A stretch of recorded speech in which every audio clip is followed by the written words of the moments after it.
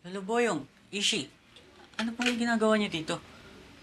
Briggs, alam namin na napapabarkada ka kay Marvin. Hindi po.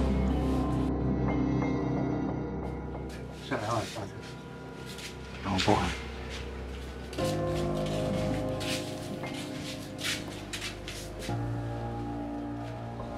Ang sabi sa akin ng nanay ni Marvin ay nalululong na daw siya sa droga. Walang magandang patutunguhan ng pagtutula o paggamit ng droga, Briggs. Briggs, ginagawa namin ito para protektahan ka. Para maalis ka sa ganyang klaseng bisyo. Pero kung itutuloy mo yan, sinasabi ko sa iyo, hindi ko gugustuhin na maging kaibigan mo, apo ko. Lolo Boyong.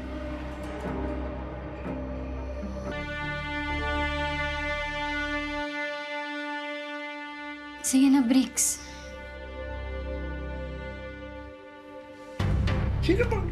Sino ba nag-alok sa'yo ng ganyang klaseng racket?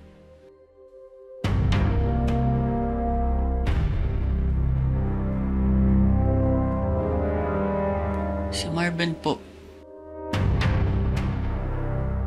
Sabi sa akin ni Aling Belinda napapabarkada na daw si Marvin. Ikaw na masusunod dyan. Isasama ka nila.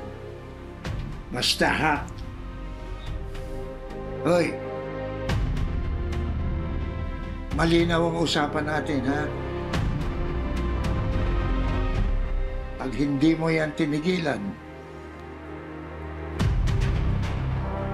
hindi mo magiging kaibigan na apo ko.